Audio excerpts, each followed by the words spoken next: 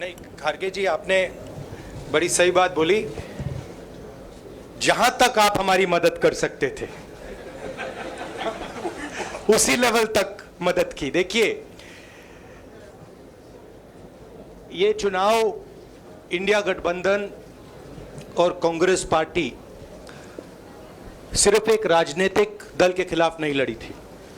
ये चुनाव हम बीजेपी, एक राजनीतिक दल, हिंदुस्तान के इंस्टीट्यूशंस, हिंदुस्तान का जो पूरा गवर्नेंस का स्ट्रक्चर है, इंटेलिजेंस एजेंसीज, सीबीआई, ईडी, ये सब, आधी जुडिशरी, इन सब के खिलाफ இந்த தேர்தல் நாங்கள் ஒரே ஒரு அரசியல் கட்சிக்கு எதிராக நாங்கள் தேர்தலில் போட்டியிடவில்லை. मोदी जी ने और अमित शाह जी பாரதிய ஜனதா பார்ட்டி அரசியல் சட்டத்தின் கீழ் அமைக்கப்பட்ட அமைப்புகள், சுவாதி நீதித்துறை, ईडी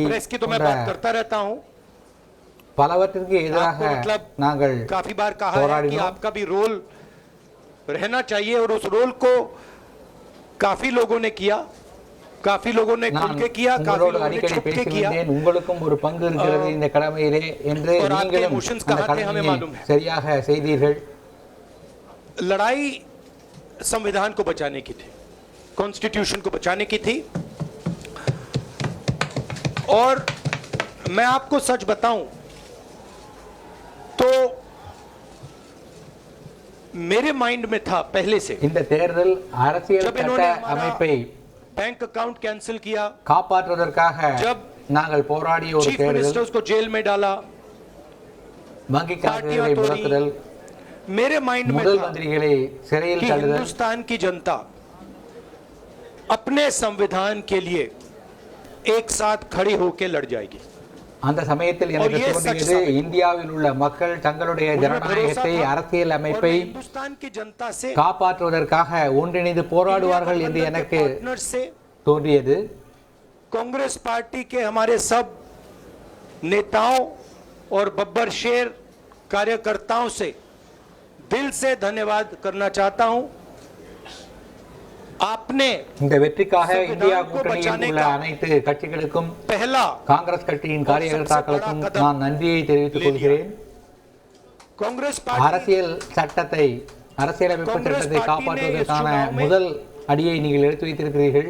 कांग्रेस पार्टी के सब नेताओं ने 2-3 चीजें की. सबसे पहले हमने इंडिया गठबंधन के पार्टनर्स की रिस्पेक्ट की, उनकी जो विशेष थी காங்கிரஸ் தலைவர்கள் ஒரு சில விஷயங்களை செய்தார்கள். முதலாவது, இந்தியா கூட்டணியில் உள்ள கட்சிகளோடு நாங்கள் நல்ல முறையில் உறவு வைத்திருந்தோம். कांग्रेस पार्टी ने क्लैरिटी से हिंदुस्तान को एक नया विजन दे दिया है. இரண்டாவதாக, இந்தியாவிற்கு நாங்கள் ஒரு புதிய இலக்கினை, பார்வையை முன்வைத்தோம். गठबंधन ने साफ दे दिया है. ये जो हमारा परफॉर्मेंस हुआ है, इंडिया गठबंधन का परफॉर्मेंस हुआ है, इसके पीछे कॉन्स्टिट्यूशन, जो रिजर्वेशन पर बीजेपी ने आक्रमण किया, எங்களுடைய இந்த இந்தியா கூட்டணியின் வெற்றிக்கு பின்னால் देखें वो स्टॉक्स उनके, तो बड़ी इंटरेस्टिंग बात है. அரசியல் அமைப்பு சட்டத்தின் மீது अदानी जी को मोदी जी से பாரதிய ஜனதா கட்சியின் தாக்குதல், मोदी जी की हार होती है, स्टॉक मार्केट कहता है भैया मोदी जी गए तो अदानी जी गए. मतलब डायरेक्ट இன்று அதானியின் ஸ்டாக் மார்க்கெட் என்ன ஆனது என்று பார்த்தீர்களா? மோடி பதவி இழந்தால் அதானியும் அவ்வளவுதான் என்பதை மக்கள் புரிந்து கொண்டிருக்கிறார்கள். कि हम आपको नहीं चाहते हैं, and this is the main thing that this election has said. இந்த தேர்தல் மக்கள் மோடியை விரும்பவில்லை என்பதை தெளிவாக சொல்லி இருக்கிறது.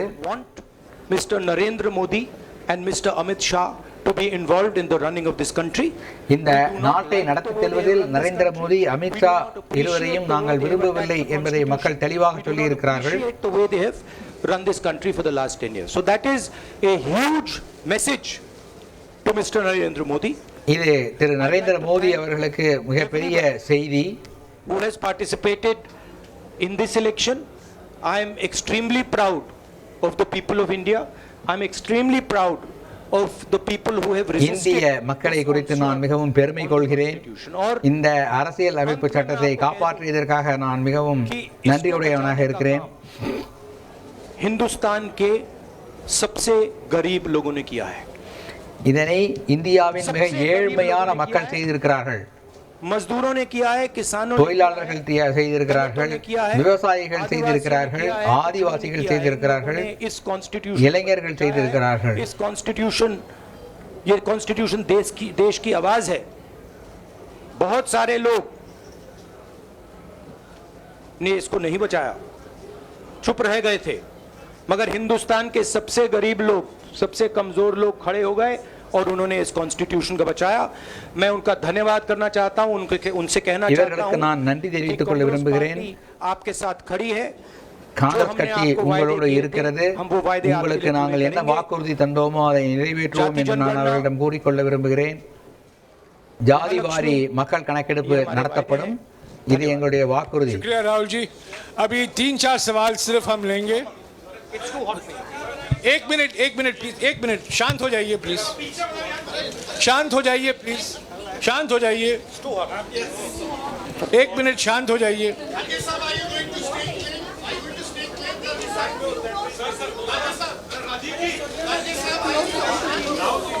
एक मिनट शांत हो जाइए.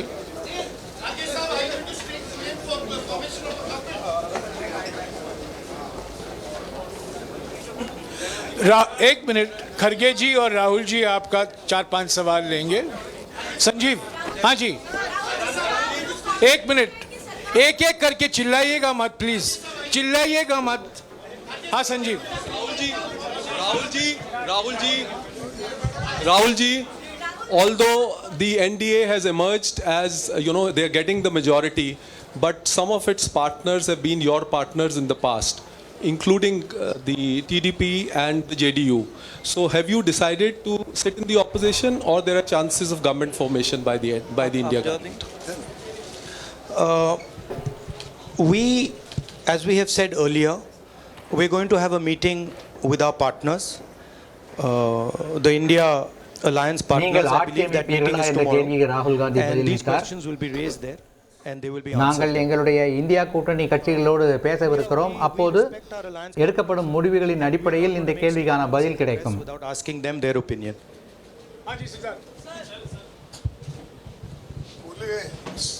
सर, आप ये कह रहे हैं कि ये हिंदुस्तान के गरीब की जीत है, संविधान बचाने की जीत है, तो अगर आप लोग विपक्ष में बैठते हैं और सरकार बनाने की पहल नहीं करते हैं, क्योंकि नंबर एनडीए और इंडिया अलायंस में कुछ ज़्यादा नहीं है, और अगर पहल नहीं करते हैं तो कैसे उनको आप जो है आगे उनका हक दिलाने के लिए आगे आ पाएंगे? वही सवाल आप मतलब दूसरे तरीके से पूछ रहे हो. कल डिसाइड होगा, इंडिया गठबंधन की मीटिंग है, कल हमारा अलायंस डिसाइड करेगा. நாளை இந்தியா கூட்டணியின் கூட்டம் நடக்க இருக்கிறது. இரண்டு கட்சிகளுக்கும் இரண்டு கூட்டணிகளுக்கும் இடையில் உள்ள வித்தியாசம் மிகவும் மெல்லிய ஒரு கோடு. நாளை முடிவு தெரியும். सर, खरगे साहब भी आपसे पूछना चाहते थे कि यहाँ पे बीजेपी में जश्न हो रहा है और उनके हिसाब से एनडीए को मेजॉरिटी मार्क्स से ऊपर मिला है, तो एनडीए सरकार बना रही है. तो यहाँ पे क्या आपको लगता है कि आपने कहा नैतिक आधार पे प्रधानमंत्री नरेंद्र मोदी को नहीं बने रहना चाहिए, क्या आपको लगता है कि बीजेपी में भी खेमेबंदी होगी इसको लेके, और क्या खुद नरेंद्र मोदी को ये फैसला लेना चाहिए? देखिए, अभी राहुल गांधी जी ने आपके सामने स्पष्ट किया, जब तक हम अपने अलायंस पार्टनर से बात नहीं करेंगे और जो नए पार्टनर हमको जुड़ने वाले हैं उनसे भी किस तरीके से हम बात करके अपने को मेजॉरिटी बना सकते हैं वो देखेंगे. सारे स्ट्रैटेजीज अगर यही मैं बोलूँगा फिर मोदी जी होशियार हो जाएंगे. इसलिए நாங்கள் என்ன செய்ய போகிறோம் என்பதை அனைத்தையும் இப்போதே நான் சொல்லிவிட்டால் மோடி எச்சரிக்கை அளித்து விடுவார். நாளை இந்தியா கூட்டணியின் राहुल जी खरगे साहब मीटिंग के पिறகு को स्वीकार करते हैं। जनादेश इंडिया गठबंधन முடிவு के लिए செய்யப்படும்। क्या है, विपक्ष में बैठने के लिए या सरकार बनाने की कोशिश करने के लिए? और आप दोनों सीटों से जीते हैं, बधाई। आप कौन सी सीट रखने वाले हैं? नहीं, सब दोनों सीटों से जीता हूं और रायबरेली और वायनाड के जो वोटर्स हैं उनका दिल से धन्यवाद करना चाहता हूं। अब डिसाइड करना है कौन सी सीट पे நான் 2 தொகுதியிலும் வெற்றி பெற்றிருக்கிறேன். ரேபரேலி, வயநாடு 2 தொகுதி மக்களுக்கு என்னுடைய நன்றியை தெரிவித்துக் கொள்கிறேன். எந்த தொகுதியை நான் வைத்துக் கொள்ளப் போகிறேன், எந்த தொகுதியிலிருந்து ராஜினாமா செய்யப் போகிறேன் என்பது இன்னும் முடிவாகவில்லை. राहुल जी, भारत जोड़ो यात्रा के लिए जब आप निकले थे तब से लेके अब तक काफ़ी लंबी यात्रा रही, काफ़ी बीच में उतार चढ़ाव आए। अब 100 का आंकड़ा आपने छुआ है। 2009 में जब इसी तरह का मैंडेट आया था तो पार्टी के अंदर 2 राय थी, एक हम विपक्ष में रहें, पार्टी मजबूत करें, या सरकार के साथ जाएं। आप सरकार के 2009 में 2009 में हाँ नहीं, 2009 में तो क्या बात नहीं 2009 में दोबारा जब बहुमत मिला था तब एक राय थी कि आप विपक्ष की पॉलिटिक्स करके पार्टी को मजबूत करें। ऐसी कोई राय नहीं थी, आपकी रॉन्ग इन्फॉर्मेशन। अब मैं पूछ रहा हूं, अब आपसे पूछ रहा हूं, दो चीज है। दो चीज है ये जो मैंडेट मिला है, आप अपोजिशन में रह के आप और पार्टी मजबूत करना चाहते हैं या सरकार बनाना चाहते हैं? आप चाहते क्या हैं? नहीं, देखिए, हम एक कोalition के भाग हैं, ठीक है। कांग्रेस पार्टी है, बाकी पार्टियां हैं, और उनके साथ अभी हमारा डिस्कशन नहीं हुआ है। हमने, भैया शांत हो जाए, हमने उनसे कहा था, इंडिया पार्टनर से कहा था कि चुनाव के बाद 5 तारीख को हमारी मीटिंग होगी और उस मीटिंग में हम ये जो सवाल है इसको डिसाइड करेंगे। तो सचमुच में इस सवाल का जवाब आज हमारे पास है नहीं, कल होगा।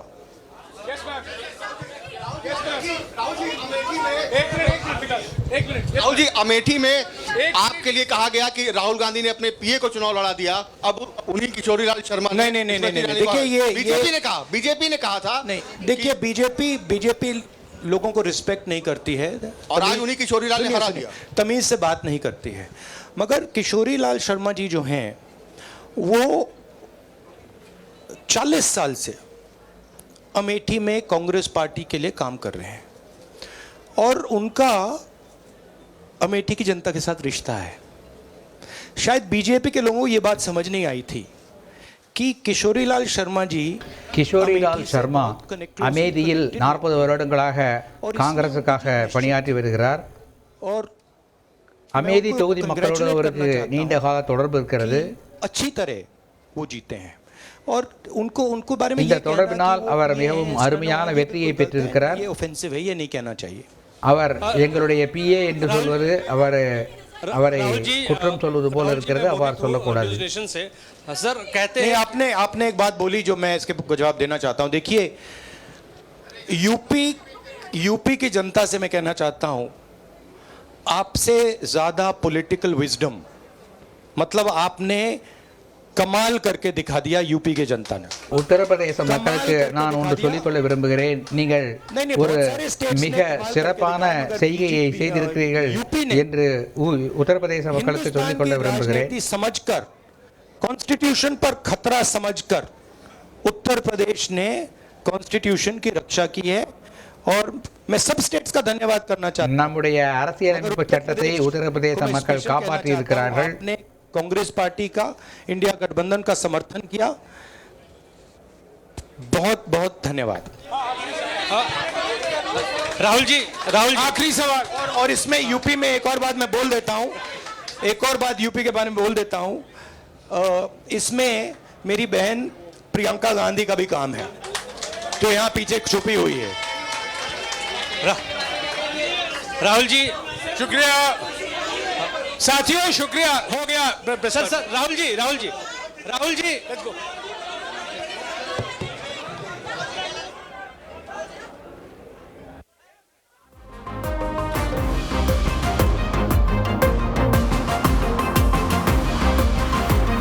மக்கள் நாட்டுடைய அரசமைப்பு சட்டத்தை காப்பாற்றியிருக்கிறார்கள். அவர்களுக்கு எங்களது நன்றியை உரித்தாக்கிக் கொள்கின்றேன். நாட்டு மக்கள் மோடி அமித்ஷாவை விரும்பவில்லை என்பது இந்த முடிவுகள் மூலமாக தெளிவாகிறது. பங்கு சந்தை, அதானியுடைய பங்கு சந்தை சரிவின் மூலமாகவே இந்த சர்க்கார், நரேந்திர மோடியின் சர்க்கார் யாருக்கான சர்க்கார் என்பது தெளிவாகிறது என்று குறிப்பாக அமேத்தி மக்களுக்கு, உத்தரப்பிரதேச மக்களுக்கு, தனது கூட்டணிக்கு வாக்களித்த மக்களுக்கெல்லாம் நன்றி தெரிவித்தார். இதில் மையமான முக்கியமான கேள்வியாக இந்த கூட்டணியில் இடம்பெறாத, பாஜக கூட்டணியில் இடம்பெற்றிருக்கக்கூடிய தெலுங்கு தேசம், ஜேடியு ஆகிய கட்சிகளோடு பேச்சுவார்த்தை நடத்தப்படுமா, அவர்கள் உங்கள் அணிக்கு வர வாய்ப்பு இருக்கிறதா, அதற்கான முயற்சிகள் நடக்குமா என்று கேட்கும்போது அதற்கான விடை நாளைக்கு தான் தெரியும். நாளைக்கு இந்தியா கூட்டணி கட்சி தலைவர்களுடைய கூட்டத்தில் தான் இது பற்றி விரிவாக பேசி விவாதித்து முடிவாகும் என்று கூறியிருக்கிறார். செய்திகளை உடனுக்குடன் தெரிந்து கொள்ள உடனே சப்ஸ்கிரைப் பண்ணுங்க.